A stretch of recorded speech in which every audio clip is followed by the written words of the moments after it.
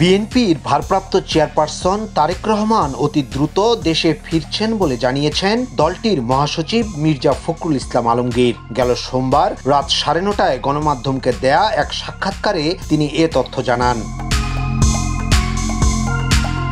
মির্জা ফখরুল বলেন, আপনারা জানেন আমাদের নেতা তারেক রহমান, তাকে অন্যায়ভাবে মিথ্যা মামলা দিয়ে বিদেশে নির্বাসিত করা হয়েছে। তিনি এ আন্দোলনে সর্বাত্মক সহযোগিতা করেছেন। তাকে অবিলম্বে দেশে ফিরিয়ে আনার জন্য আমরা ব্যবস্থা গ্রহণ করেছি।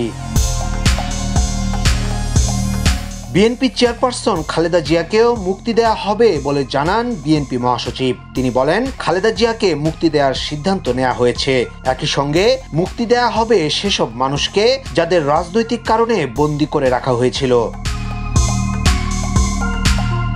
তবে কবে নাগাদ তারেক রহমান দেশে ফিরতে পারেন সে বিষয়ে কিছু বলেননি মির্জা ফখরুল। শুধু দেশবাসীর প্রতি আহ্বান জানান, এখন যে পরিস্থিতির সৃষ্টি হয়েছে সেটি নিয়ন্ত্রণে সব রাজনৈতিক দল, ছাত্র জনতা কাজ করবেন। আমরা একটি বড় বিজয়, বড় সাফল্য পেয়েছি। সে সাফল্যকে ধরে রাখতে নিজেরা সংযমের পরিচয় দেই। ক্রোধ, ঘৃণা বা প্রতিহিংসার বশবর্তী না হয়ে কাউকে আক্রমণ না করি, কোনো প্রতিষ্ঠানের ক্ষতি না করি।